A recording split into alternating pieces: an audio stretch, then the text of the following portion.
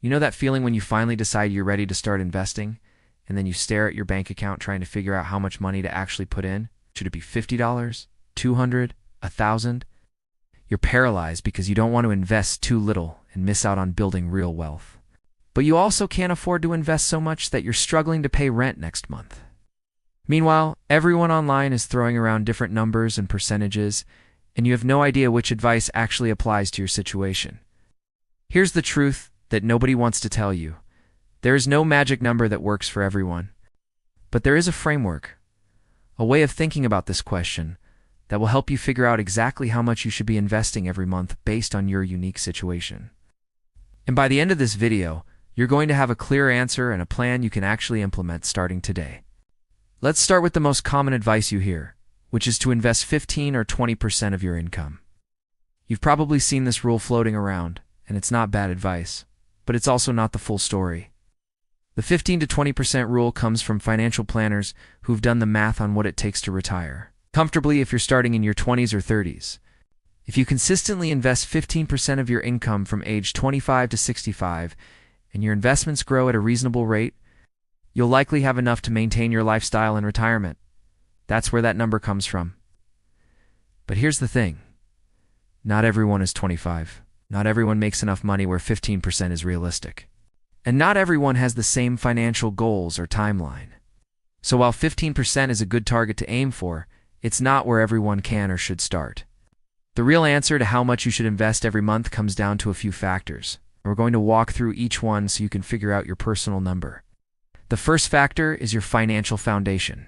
Before you invest a single dollar aggressively, you need to make sure certain basics are covered. Do you have an emergency fund? This is money set aside in a regular savings account, not invested, that covers 3 to 6 months of your essential living expenses. If you don't have this, you're not ready to invest heavily yet, because here's what happens without an emergency fund. You start investing. Things are going well, and then your car breaks down, or you have a medical bill, or you lose your job. Now you have to pull money out of your investments, possibly at a loss, possibly triggering taxes and penalties to cover the emergency. You've just undone all your progress. An emergency fund protects your investments by making sure you never have to touch them for unexpected expenses. The second part of your foundation is high-interest debt. If you're carrying credit card balances at 18 or 20% interest, paying those off is actually a better investment than putting money in the stock market.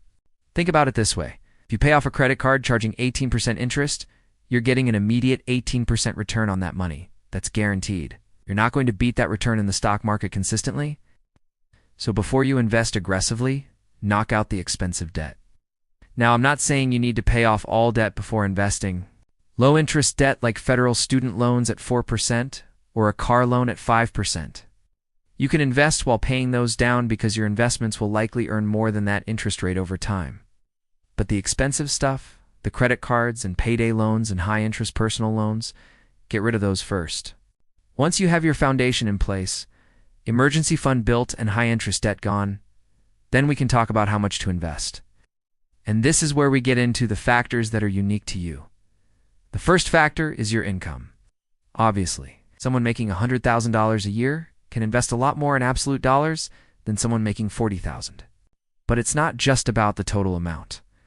It's also about your savings rate as a percentage. If you make $40,000 and you invest 10%, that's $4,000 a year or about $330 a month. If you make $100,000 and invest 10%, that's $10,000 a year or about $830 a month. Same percentage, very different dollar amounts. The key insight here is that your savings rate, the percentage of your income you invest, matters more than the absolute dollar amount when it comes to building wealth over time. Let me show you why. Let's say you make $50,000 a year and you invest 10%, which is $5,000 a year. If your income grows over your career and you maintain that 10% savings rate, you'll end up with a decent nest egg. But if you make the same $50,000 and you invest 20%, which is $10,000 a year, and maintain that rate as your income grows, you'll end up with roughly twice as much. The percentage is what compounds over your lifetime, not just the starting dollar amount. So while the absolute amount you can invest matters, thinking in terms of percentages is more useful for long-term planning. This depends on your goals and your timeline. If you want to retire at a normal age, say 65, and you start investing in your 20s, 10 to 15% is probably enough. If you start later, in your 30s or 40s, you might need to invest 20 or even 25% to catch up. If you want to retire early, like in your 50s or even 40s, you're looking at needing to invest 30, 40, or even 50% of your income. The earlier you want financial freedom, the higher your savings rate needs to be. Simple math. The more you invest, and the earlier you start. The sooner compound growth does its thing, and the sooner you have enough to live on. But let's be real. Not everyone can invest 15 or 20% right now. Maybe you're just starting out in your career and your income is low. Maybe you live in an expensive city and rent eats up half your paycheck. Maybe you have kids and childcare costs are crushing you.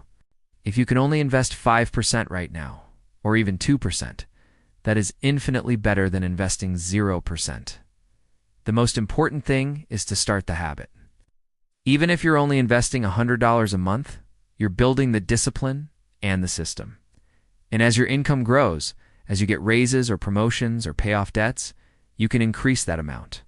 The worst thing you can do is wait until you can afford the right amount. Start with what you can do now. Here's a practical framework that might help you figure out your number. First, calculate your take-home pay, the amount that actually hits your bank account after taxes. Then list your essential expenses. Rent or mortgage, utilities, groceries, transportation, insurance, minimum debt payments. Add those up. The difference between your take-home pay and your essential expenses is your discretionary income. This is what you have left for everything else, including investing, saving, and enjoying life. Now, how much of that discretionary income should go to investing? A good starting point is 50%.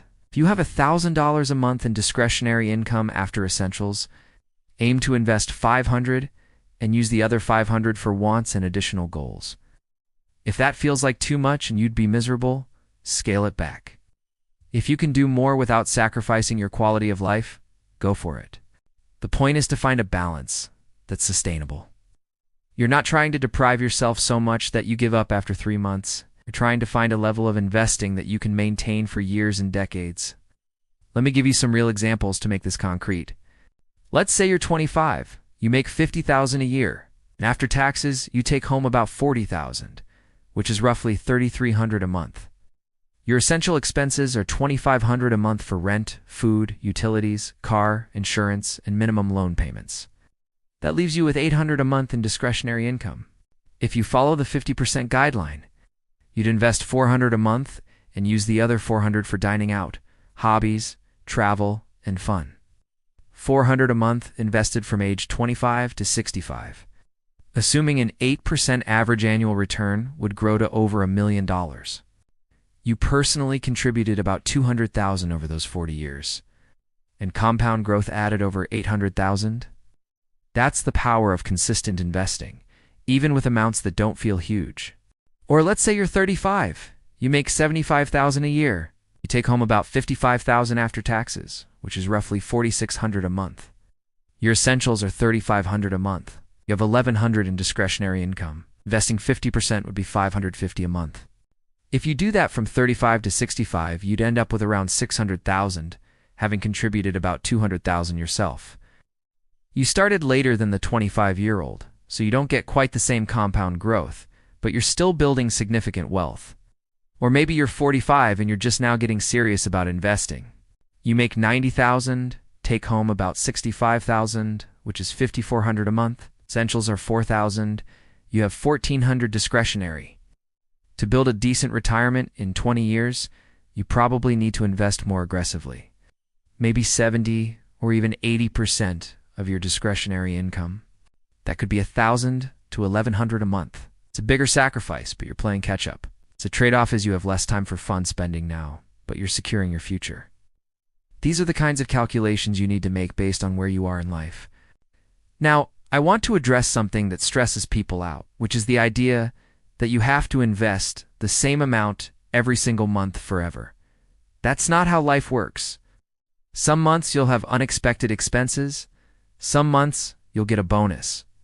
Some years your income will go up or down. The goal is not perfection. The goal is consistency over the long term. If you're targeting $400 a month, but one month you can only do $200 because of a car repair, that's fine. Get back to 400 the next month. If you get a tax refund or a bonus, consider putting some of that toward your investments as a boost. The point is that over a year, over 5 years, over decades, you're consistently putting money into your investments and letting it grow. There's also the question of whether to increase your investment amount over time. This is something called lifestyle inflation resistance, and it's one of the most powerful wealth-building strategies. Most people, when they get a raise, immediately increase their spending to match. They move to a nicer apartment, buy a nicer car, eat at fancier restaurants. Their lifestyle inflates to consume the raise, but if you can resist that and instead keep your lifestyle relatively stable while directing raises and income, increases to your investments, your wealth builds incredibly fast. Let's say you're investing $400 a month and you get a $3,000 annual raise. It's $250 more per month. If you keep living the same way and invest that extra $250, you're now investing $650 a month instead of $400. Do this every time you get a raise over a decade, and you could be investing 2 or 3 times what you started with while still enjoying a comfortable life. Another angle to consider is tax-advantaged accounts and how they affect how much you should invest. If your employer offers a 401k match, that should be your first priority. If they match dollar for dollar up to 5% of your salary, you absolutely need to invest at least 5% to get the full match.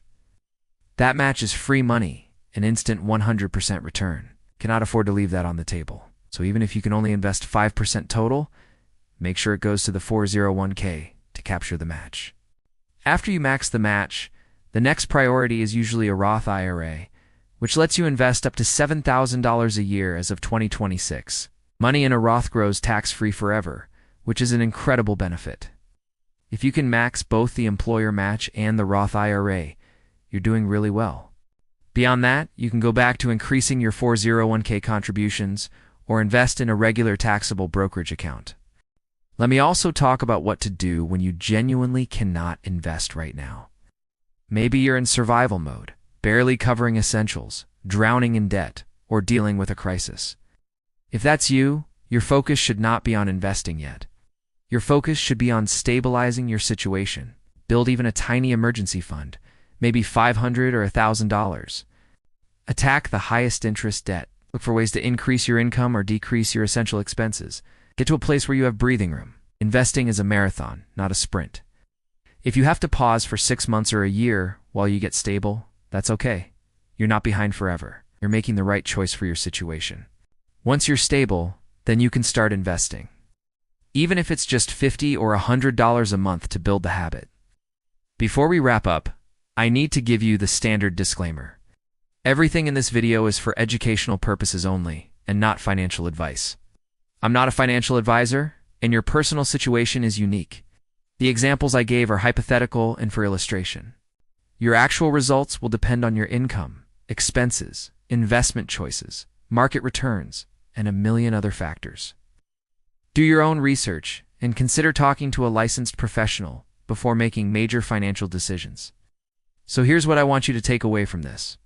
How much you should invest every month depends on your income, your expenses, your financial foundation, your goals, and your timeline. A good starting framework is to invest 10 to 20% of your income if you can. Prioritizing employer matches and tax-advantaged accounts first.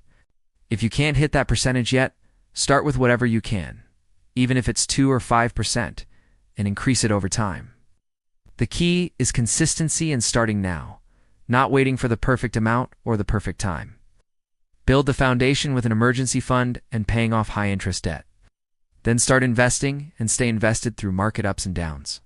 Resist lifestyle inflation when you get raises and direct that extra income to investments. Over years and decades, these habits compound into real wealth. The perfect amount to invest is the amount you can sustain long-term while still enjoying your life and covering your needs. It's personal. It's not what some guru on the internet says you should do. It's what works for your life, your goals, and your situation. But I can tell you this.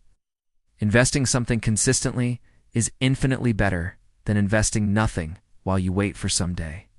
If this video helped you figure out your personal investment number and gave you a framework to work with, I'd really appreciate it if you hit the like button. And if you want to keep learning about investing, building wealth, and making smart money decisions, subscribe to the channel so you don't miss the next video. Coming up next, I'm breaking down exactly where to invest your money once you've figured out how much, including the specific accounts and funds that make sense for beginners. You're going to want to see that one. Thanks so much for watching, and I'll see you in the next one.